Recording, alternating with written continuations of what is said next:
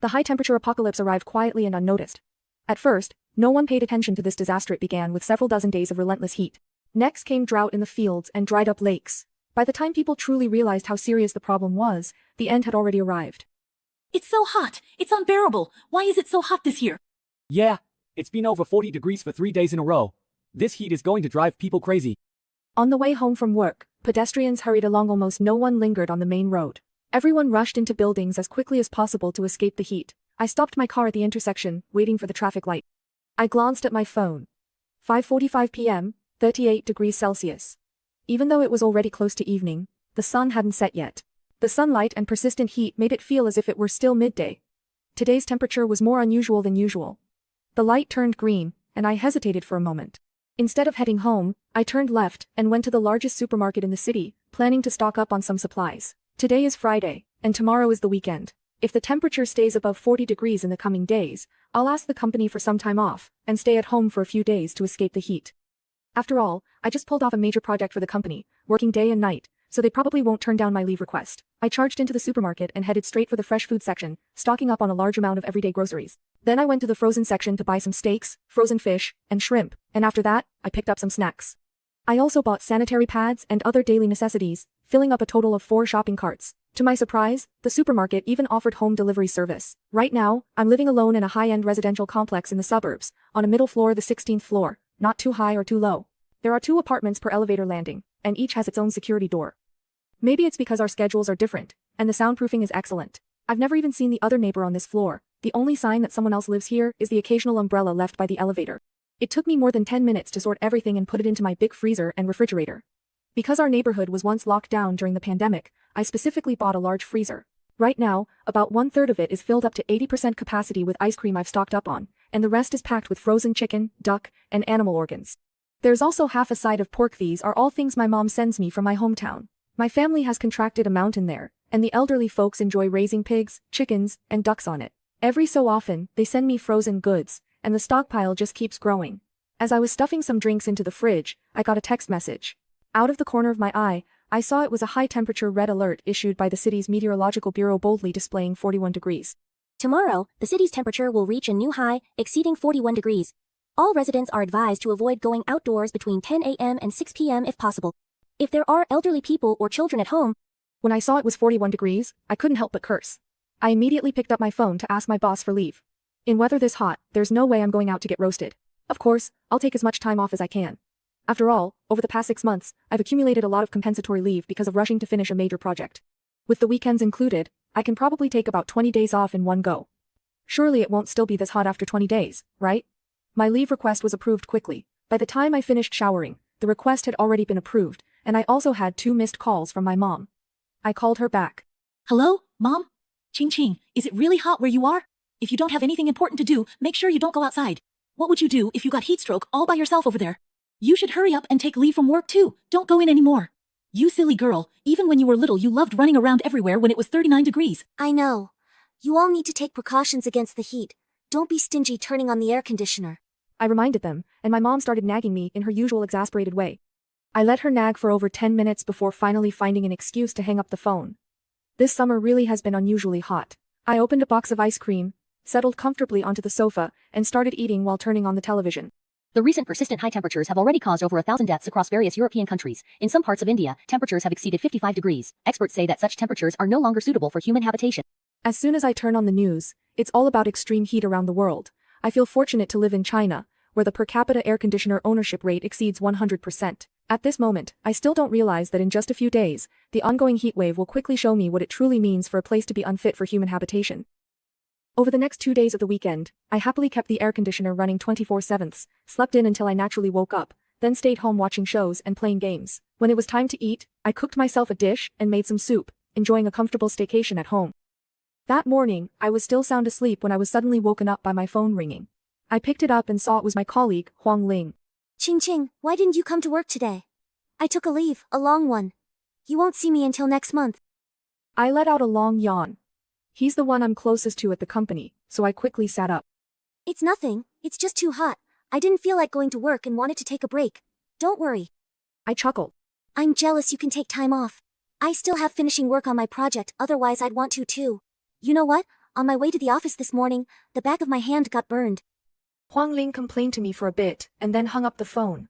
I glanced at the time. It was 8:45 in the morning. I got out of bed, pulled open the blackout curtains, and opened the window. Instantly, a wave of heat hit me in the face, and everything in sight looked a little distorted from the heat. I quickly closed the window and drew the curtains. This is just ridiculous. It's way too hot. How are people who have to work outdoors supposed to survive in this kind of weather? I glanced at the weather forecast. It showed 39 degrees, but it quickly refreshed and changed to 40 degrees. The temperature predictions for the next few hours were actually showing a continuous upward trend. Am I going crazy, or is the weather forecast going crazy? Yesterday's high was still 40 degrees, and today it's going to reach 43. Feeling anxious, I quickly made myself a simple breakfast and ate it, then gathered up the trash, planning to take it out while it wasn't too hot yet. As soon as I opened the door, I happened to run into Xiao Chen from the property management. He had just knocked on the door across from mine. He turned and smiled at me, and I smiled back. Then I looked at my neighbor, whom I had never seen before, a man with slightly long hair and dark circles under his eyes, looking like he had just woken up. When our eyes met, we nodded to each other. Great, you're here too. Please listen for a moment. I'm here to inform you that due to the high temperatures in the coming days, there's a high possibility of a power outage. If the power goes out, don't panic. Our community is equipped with solar power systems. After a power outage, it will take about 10 minutes to start up. During this time, please try to conserve electricity as much as possible. Please set your air conditioners to at least 26 degrees Celsius. Will the water supply be cut off too? I asked. We're not sure yet, but it's still recommended that you store some drinking water at home just in case. This heat is really extreme. Our property management can't guarantee anything for now, and we sincerely apologize. The man across the hall nodded and closed the door right away. He didn't seem like a particularly polite person. Xiao Chen wasn't bothered though. I asked him if he wanted to come in and rest for a bit, but he declined, saying he needed to deliver the news to all the residents in the building as quickly as possible, face to face, so that no one would miss the notice. He even helped me take out the trash on his way. The property management fee of 20 yuan per square meter is definitely worth it. The community's facilities are quite advanced, and the service is both attentive and considerate. After seeing him off, I walked to the window. There seemed to be a lot more ambulances and fire trucks passing by today than usual. I curled up on the sofa, enjoying the air conditioning and eating ice cream, and actually felt a bit guilty. News online began to scroll through various disasters caused by extreme high temperatures across the country. One video was pushed to the top. It showed a reporter in the first 30 seconds, not wearing a hat, braving the scorching sun to do a live broadcast outdoors. At the 31st second, smoke suddenly started coming out of the top of his head, and then it actually caught fire. Fortunately, a staff member nearby quickly put it out with bottled water. Thank you for your concern. The person is fine. In hot weather, please don't use too much hair wax, and also avoid staying under the sun for too long. I wanted to laugh when I saw it, but couldn't really bring myself to. I had a vague feeling that something big was about to go wrong in the world. Sure enough, in the following days, the temperature kept rising, and a week later, the daytime high actually reached an astonishing 46 degrees Celsius. Even at midnight, the temperature remained as high as 39 degrees. All outdoor work had come to a complete halt, and almost every company had switched to remote work. Only a few essential workers who couldn't stop working were still holding on at the front lines. As the heat wave continued, power outages occurred in many places, and news of people dying from the heat became more and more frequent. The authorities implemented emergency measures, opening all air-conditioned school gymnasiums in Litang, as well as shopping malls, to serve as 24-hour shelters for people without air conditioning to escape the heat. However, the number of heat-related deaths continued to rise as temperatures climbed, hospitals were overwhelmed, and fires broke out frequently in both cities and rural areas. Videos asking for help were everywhere online. That day, I had just finished taking some photos to send to my parents when the television suddenly went black, and the whole room fell silent. I flipped the light switch a few times and confirmed that the power was out. Fortunately, thanks to the property management and Xiao Chen's earlier reminder, I wasn't too worried. After the air conditioner stopped, the temperature around me quickly rose, and the air became stuffy. Every breath I took felt much hotter than before. Within a few minutes, I was already sweating profusely, so I quickly grabbed an ice cream from the fridge and sat on the floor eating it. While waiting for the power to come back, I finished my ice cream, but the electricity still hadn't returned. I ate another one, but still no power. I was starting to get restless and was about to use the intercom to call property management to ask about the situation. Just then, the doorbell rang. Ding dong, ding dong. I looked through the peephole. I saw it was the man from across the hall, still with those dark circles under his eyes, sweating all over, standing at my door. I hesitated for a moment, put on the security chain, and opened the door just a crack. Is there something you need? I asked. The man adjusted something in his hand, and when I looked closely, I saw it was an ice cream bar. I just called property management, and they said it'll be another half hour. You must be really hot. Here, have an ice cream to cool down. I have plenty more, so if you get too hot, you can— I'll take it, thank you, no need. Maybe he noticed that I was being cautious, so he didn't say anything else and just put the ice cream on the rack outside my door. He turned and left. I watched through the crack in my door, as he walked past 2 security doors, went back to his place, and closed the door. Maybe he really is a good person. Ice cream is pretty scarce these days. I opened the door, brought the ice cream inside, and took out one of my own ice creams as well. After I finish this one, I won't open the freezer again, so the cold air doesn't escape, it's just way too hot. About 20 minutes later, I was already lying on the floor spread eagle, panting from the heat like a dog, but I didn't dare open the window, afraid it might be even hotter. Outside it's 46 degrees out there. Wait, that's not right. Update successful, at 3:38 p.m. I stared wide-eyed at the freshly updated temperature on my phone, almost exclaiming out loud, 48 degrees, it's already 48 degrees. That can't be right, I must be seeing things. I pressed my finger on the screen and kept refreshing, but 3 times in a row it still showed 48 degrees. Then, suddenly, my phone lost all signal, not just the internet, but the entire phone lost communication capabilities. Meanwhile, the temperature around me kept rising. I felt like the room was almost 40 degrees as well. Every breath I took was hot air, making me feel like I was about to suffocate. I rushed to the door, grabbed the intercom, and pressed the property management call button. No one answered for a long time. Has even the property management shut down? Heat and fear instantly filled my heart. The only sounds in the room were my own breathing in and out. The soundproofing was so good that I couldn't hear anything except myself. It felt as if I were stranded on a deserted island. I forced myself to calm down, walked over to the freezer, yanked it open, and pulled out a duck, hugging it to my chest. This duck had been frozen in the freezer for several months and was rock hard from the inside out, which cooled me down a bit. I also calmed down and started to analyze what I should do if I got heatstroke alone in the house. That's right, Huoqiangjingqi liquid. I opened a bottle of Huoxiangjingqi liquid and drank it all in one go. Then I took out some essential balm and applied it to my forehead, neck, underarms, and other areas to help cool down. After that, I went into the room, grabbed a blanket, and soaked it directly in a big basin of water in the bathroom.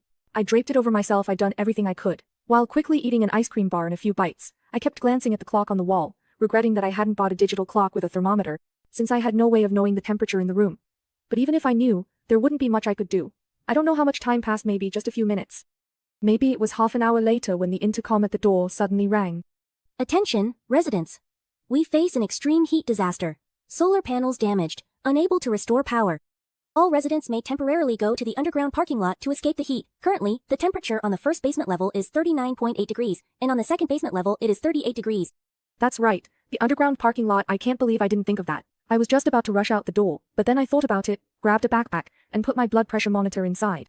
I stuffed the remaining essential balm and Huoxiangjingqi liquid all into the bag, then squeezed in 2 loaves of bread and 3 bottles of mineral water, and only then did I open the door. As I opened the door across from me opened at the same time, and my neighbor came out carrying a big backpack. What a coincidence, I've never run into this neighbor before. Ever since the heat disaster started, every time I open the door, I run into someone. Come with me, my car's gas tank is full. I instinctively took a step back.